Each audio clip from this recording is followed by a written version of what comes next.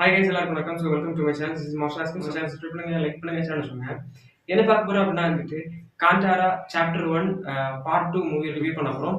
So இந்த part வந்து எப்படி இருக்குது, என்ன மாதிரி இருக்குது, நான் என்ன பண்ணிருக்கேன், என்ன சொல்லிருக்கேன், என்ன சொல்லிருக்கேன் அப்படின்னு ஃபுல் டீட்டெயில் ரிவ்யூ பண்ணி தெரிஞ்சுக்கலாம். ஸோ ஃபர்ஸ்ட் இந்த படத்தை பத்தி கேட்டீங்க அப்படின்னா வந்துட்டு அதுக்கு முன்னாடி வீடியோக்குள்ள போகலாம்.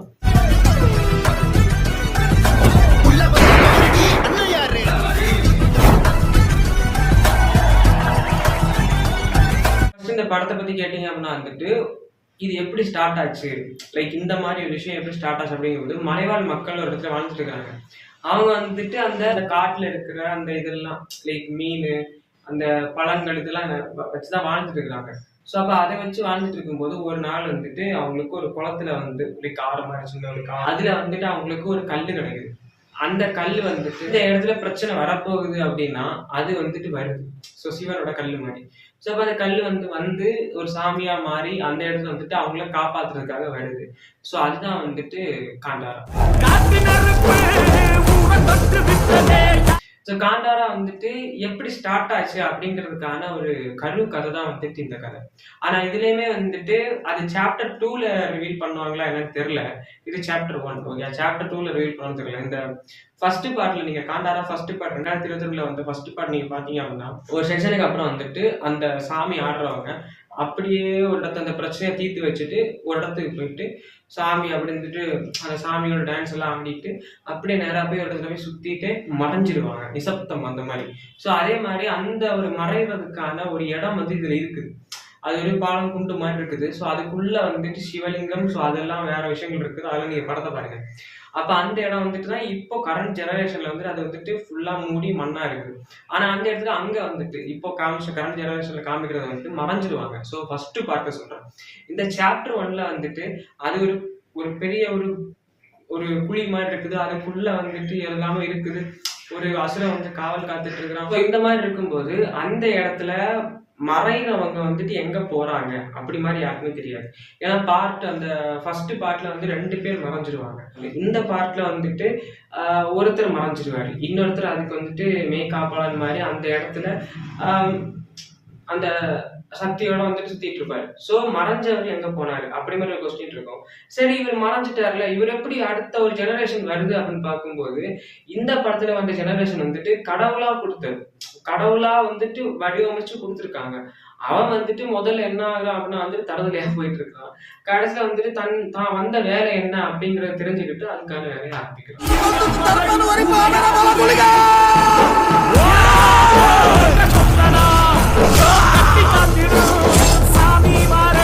வந்துட்டு பார்க்கும்போது ஒரு அந்த மலைவாழ் மக்கள் அவங்க வந்து எந்த அளவுக்கு வழிபடுறாங்க, கடவுள் கொடுத்த இடத்த வந்து எந்த அளவுக்கு வந்துட்டு நல்லபடியா வச்சுக்கிறாங்க. ஸோ அதுல வந்துட்டு பட்டத்து ராஜாக்கள் வந்து என்ன பண்றாங்க அப்படின்னா அந்த இடத்த வந்துட்டு ஆக்கிரமிப்பு பண்றதுக்காக வந்துட்டு அவங்க பண்ற சித்து வேலைகள் வந்துட்டு அவங்க வந்துட்டு இந்த மக்களை அடிமைப்படுத்தி தனக்கான கோட்டைகளை கட்டி தனக்கான சிலைகளை வடிவமைச்சு சிவனை கும்பிடுற மாதிரி இது பண்ணிட்டு இருக்காங்க. ஆனா வந்துட்டு கடவுள் அவங்களுக்கு அனுகிரகம் கொடுக்கல. அப்ப அந்த மாதிரி இருக்கும்போது வந்துட்டு இவங்களை வஞ்சகமா ஏமாத்துறாங்க. ஸோ இந்த மாதிரி வஞ்சகமா ஏமாத்துறது, கொல்றது, ஆள் கொல்றது இப்படி மாதிரியே போயிட்டு இருக்கிற ஒரு சூழ்நிலை வந்துட்டு அழகு என்பது ஆபத்து அந்த மாதிரி ஒரு விஷயம் இந்த படத்துல வந்து நான் பார்த்தோன்னே புரிஞ்சுக்கிட்டேன். அல்லாம நிறைய படத்துல இருக்குது. பட் இந்த படம் வந்துட்டு ஸ்பெசிஃபிக்கா ஒண்ணு, ஏன்னா நம்மளே வந்துட்டு ட்ரஸ்ட் பண்ணிடுவோம்.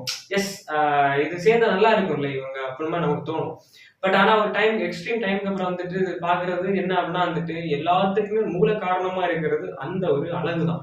ஸோ அந்த அழகு, இந்த பிரச்சனை, துரோகம், இதெல்லாம் என்ன அப்படிங்கிறத படத்தை தெரிஞ்சுக்கணும். காந்தாராக்குள்ள எந்த காரணம் கொண்டும் போகக்கூடாது.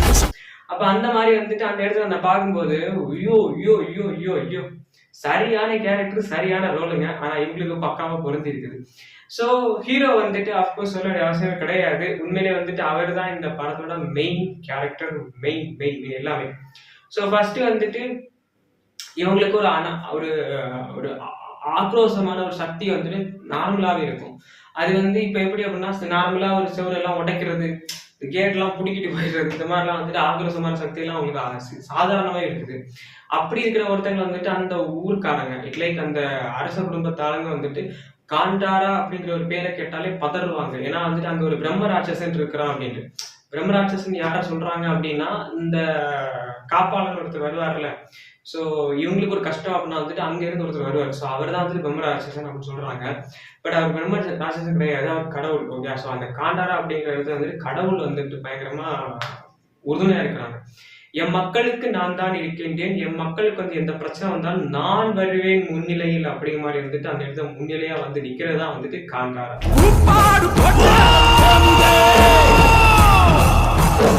காண்டாரா படத்துல வந்துட்டு ஒரு குழந்தை இப்ப வந்துட்டு ஒரு பிரைடு வந்துட்டு எப்படி உருவாகுது அப்படின்னு இருக்கும்போது, இந்த மலைவாழ் மக்களுக்கு வந்துட்டு இந்த குழந்தைய அந்த குழியில இருந்து எடுத்து கொடுக்குறாங்க. அந்த குழிக்குள்ள இருக்குது அந்த குழந்தை. ஸோ அப்ப மட்டும் அந்த குழிக்குள்ள போக முடியும், எடுக்கிறாங்க. ஒரு குழி வந்துட்டு வச்சுட்டு போயிடுது. அப்ப இது என்ன கதை இது அப்படி மாதிரி பார்த்துட்டு இருக்கும்போது, நான் கொடுத்ததை நான் எடுக்கின்றேன் அப்படி மாதிரி. ஸோ இந்த படத்துல வந்துட்டு இதோட முடிஞ்சு போச்சு. எப்படி அப்படின்னா, அவங்களுக்குன்னு ஒரு பவர் இருந்துச்சு. இந்த ஒரு கடவுள் வந்துட்டு இவங்களோட அனுகிரகம் கிடைக்குது. ஸோ அவன் வந்துட்டு சாமியார் வந்துட்டு இந்த கடவுளுக்கு இவங்கள்ட்ட இறங்குறாரு. ஃபைன், இதோட முடிஞ்சு அப்படின்னு வந்துட்டு ஒரு செக்ஷன் வந்துட்டு எனக்கு ஓகே. இதுக்கப்புறம் யார் அந்த வம்சம்ல வரப்போறான்னு பார்க்கும்போது, அவருக்கு பக்கத்துல ஒரு கேரக்டர் வந்துட்டு சாமி ஆடிட்டு இருக்கு. ஸோ அவரோட குழந்தை தான் வந்துட்டு அடுத்த ஜெனரேஷன்ல வந்து மறைஞ்சு போறது. ஸோ மறைஞ்சு போறதுக்கு முன்னாடி இந்த இவர் வந்து மறைஞ்சு போயிடுவாரு. ஸோ அதை வந்துட்டு தான் அங்க பார்ட் 1 2023 வந்ததுல காமிப்பாங்க. உங்களுக்கு சில விஷயங்கள் புரியல, நான் சொல்றதுல கூட சில விஷயங்கள் புரியல அப்படின்னா வந்துட்டு நீங்க அந்த பார்ட் 1 படத்தை பாருங்க. பார்ட் 1 படத்தை பார்க்கும்போது ஏகப்பட்ட கொஸ்டின்ஸ் கண்டிப்பா உங்களுக்கு வரும். அந்த கொஸ்டின்ஸ் எல்லாமே வந்துட்டு சேர்த்து வச்ச மாதிரி பார்ட் 2ல வந்துட்டு இருக்கான்னு கேட்டா கொஞ்சமா தான் இருக்குது.